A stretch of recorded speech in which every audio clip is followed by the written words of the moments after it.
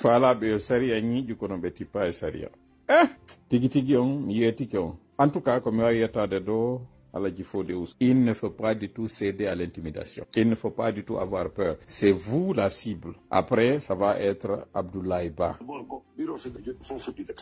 Ko joɗɗina kon fof fewi par ce que kayɗiri fenade moƴƴina inna o 2020 min jooɗino min waɗi congrès min inni joni kala mo manda mum lanni ɓeydanama 5 kayɗiri fenade nde Aladji Juma signi ɓe waɗi élection ji sakkito ɗum ɗo kono ɗin kombo watta élection fi joɗɗingol élection bureau fédéral ko ɓeytawa ka bureau exécutif iwri hara on bureau exécutif ɗum manda mum won ko a valide joni manda bureau exécutif on wona valide ko honno joɗɗinta bureau fédéral manda fédération wona valide ko honno joɗɗinta section donc si min gañike ɗum ɗo fof fuɗɗitete d'ailleurs même min kona mi wona hayde balɗe ɓe janngol talata joɗɗina plainte contre kamɓe waɗuɓe ɗin kayɗiji fenade ɗon faux en écriture et usage de faux ɗum ko ande landoto kadi décision ji Aladji Sellu ƴetti ɗi fof nomi kaari yo ɗi fof ɗi annule ka tribunal ɗin kadi plainte joɗoto janngo wona bagol ha fati janngo par ce que wala droit nomugol hay goto liste mo ɓe naɓi on ka administration territoire ko yimɓe ko yimɓe temeɗɗe nayo e nogayo alors que ka parti bureau exécutif amen on ko 350 o change il faut o windi yimɓe ɓe faala ɓe o naɓi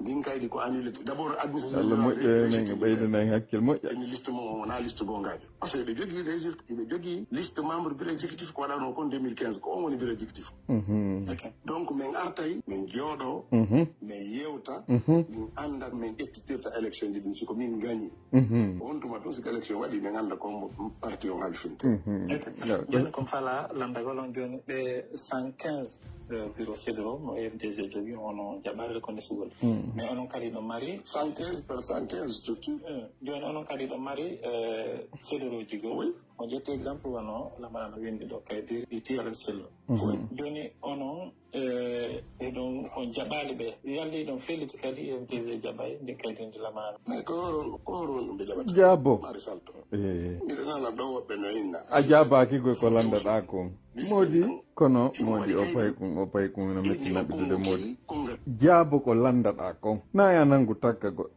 kono modi si goɗɗo innama woni jiga wala ɗum geraki min poursuive mo fi ɗum onon homɓe kanko wala on sari joni ko gadi si min o fof no fota e nder parti hay so tawi fof na gore min jooɗoto min daara sariyaji UFDG ɗin min rewa ɗin ɗon mi yaha konga sina ɗum marsata joni on firti ɗuma on reaki ɗuma ittugol suspension ɗuma on ange justice ma on tigi tigi ndaare no dumbiran o neɗɗo so wallali o dumba haray moƴƴali haray mi yiyanali en few on andi goɗɗo eno feeta haray no wonda kono ara andaka hara feetino jente kan lawol noon ngal ɓe rewi o ɓe tawi meɗe ñabbule mi nani men ɗo so justice artirimo min yaltinemo kadi e kanko wonɗo haalde ɗum kon ɗon légitimité makko kanko Fodé Ousso ko e hon ɗum joni a séri Aladji en joni kadi ko Fodé Ousso joni a gayndi Aladji a wi kare duɓɓe a wi kaɓerɓe ɓen ɗa hammude kare duɓɓe kadi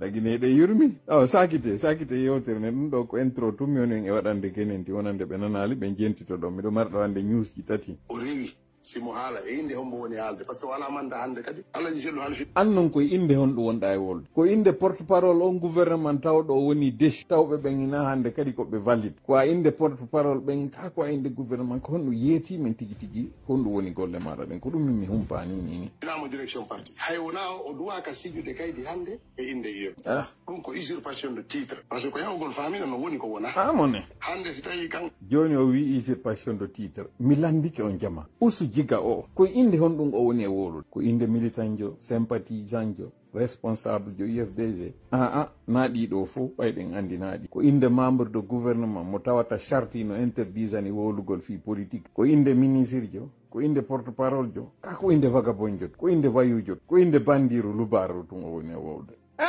Aladji Sellu on hokkime mone sincèrement Aladji Sellu UFDG on jonnime mone few par ce que ndi boddi ɗo ko onon ne'i ndi o ko onon waɗi o ko woni kon fop hande wiyoɗon mo gorko suusa e jonnuɗon mo o valeur ɗo fof accanɗon mo ha hande o hino ƴoggudu e hoore am sincèrement yanugol e hoore yanaɗo moƴƴa kono ɗo mi yana e mon Aladji Sellu ɗum ɗo fop nde yawde ɗo fop ko Aladji Sellu UFDG defi men ɗon yo immo ƴogga e yimɓe wowla ko woni e wolde ɗo kon fop ko Sellu e UFDG defi men ɗon ɗo sincèrement sina ɗum o wallahi iwgol makko Europe yaha Afrique tawno alano coggu biye avion kanko e bagasiji makko ko wallahi alladi nafsi biyadihi ko otowal o karbiri o naadi bagage makko on o nangi lawol o dogini ha wewto lagi ko ngu ñoguɗo IFDG ƴetti waɗi neɗɗo wuji nebban e mum ƴetti yowi e hoore yimɓe waɗi oɗo go hay o itti hendu hay luuɓat ngal otowal ɗo kadi karbira maggal ko yimɓe kala nanoɗo o yaha ka yimɓe ɓen bon iɗa mari ko fokkiti awa mi woni GP nani seɗa mari ko fokkiti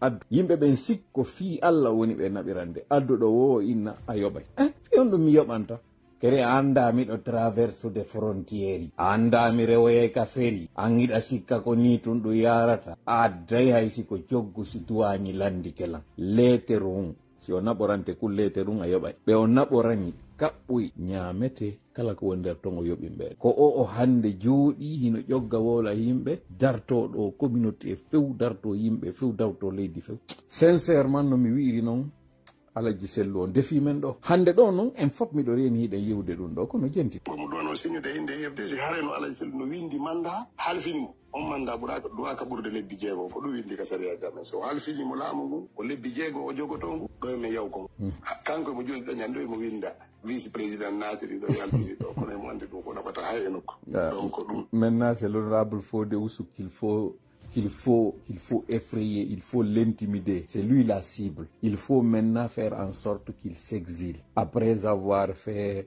toutes les calomnies lui concernant, après avoir ressorti de ses publications, de ses déclarations, où il disait, si vous voulez aller faire les marches, allez faire vos ablutions et considérez que vous êtes en train d'aller faire le djihad. Il avait dit ça. Et maintenant, vous comprenez qui était en train de ressortir ça. C'est lui qui était en train de sortir des fausses rumeurs, des rumeurs tout simplement, pour dire que Fodé Oussou a été démarché et qu'il allait accepter un poste d'ambassadeur quelque part.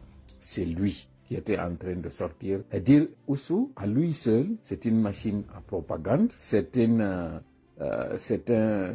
troll. Pour faire simple, c'est un troll. Puisqu'il a réussi à faire taire certains, il a réussi à faire exiler d'autres.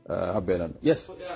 Okay. When you say afternoon, what time you think you will be here? I'm here for the day. Okay. So just shoot me a call and let me know when you're heading, because as you see, I'm making a show.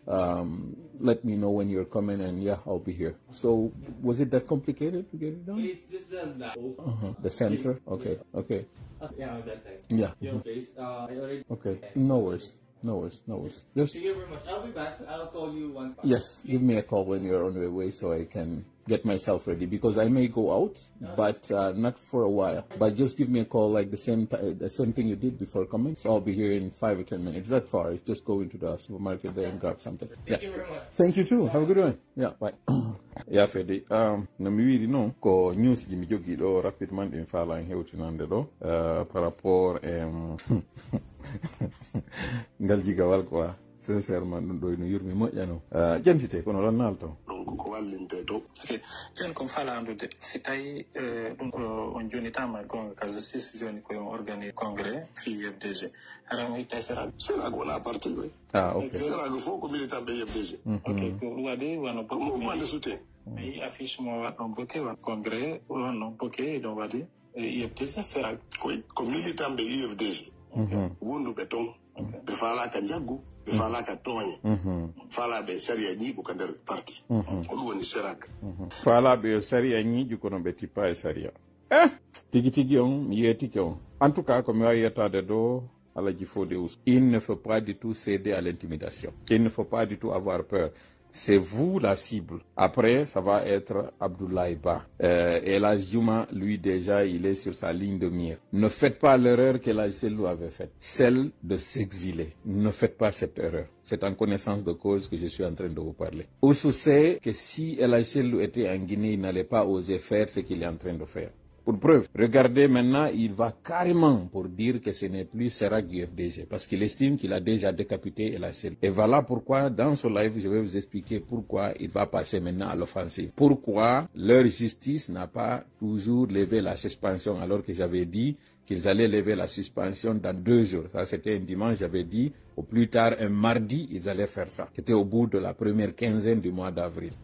Bon, à la fin du mois de mars plutôt, ils devaient le faire, ou plutôt au début du mois d'avril, je me rappelle pas, mais en tout cas, ça devait se faire il y a 2 semaines. Ce qu'ils n'ont pas fait. Oui, c'est ça, c'est début de la première quinzaine du mois d'avril. Ça n'a pas été fait. Maintenant, pour ne pas que moi j'ai raison sur les révélations que je suis en train de faire, ils trouvent maintenant une autre méthode, celle de contre-attaquer l'UFDG sur son propre terrain, d'anticiper les plaintes. L'UFDG devait déposer sa plainte aujourd'hui. Ces tops qui sont à l'intérieur du parti l'ont informé. La justice qui doit aussi être saisie puisqu'elle était déjà au courant et qu'elle travaille de mèche avec lui, Ousmane. Et ils l'ont informé et c'est lui maintenant qui veut lui aussi prendre le devant. Vous avez entendu dans cette entrevue que Kumpita l'a faite. C'est passé hier lundi et il a dit que demain, mardi, donc c'était aujourd'hui, il devait porter plainte contre l'UFDG, mais particulièrement contre Fodéus.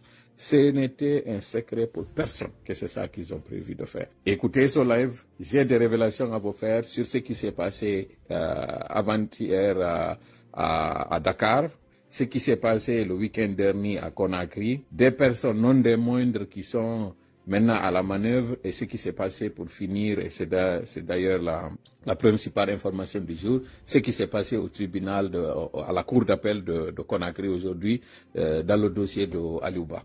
Donc, gardez la position d'écoute, partagez le live pour qu'il atteigne le maximum de personnes parce que j'ai des révélations à vous faire. Areko salimo don ko toli kaderolo, sakite mo yanon jentito den lanito den de yewtere do. Mais njogoto non don kadi mi nani be na do wonde ma be jetti logo IFDG on wobe poursuivre waddo jona jambay la woni an kadi jalay ɓaytun o wi'i on ala golle mi jannayo mi yiyata toon konno communication waɗirte iɗa andi iɗa eji ha noon arɗa joɗiɗa ɗa wowla ɗo kono ko yaari jala haɗi wowla ɓen wonɓe wiide ɓen wondema nani so artiti ɓe escliyaymo ɓe gollirirogo serago kono mode a hersata sincèrement a hersata na gorko sincèrement onon ɓe jammunoɓe o gorko suusay iɗon andi ko gorko poɓo wonɗo wolde fi mum.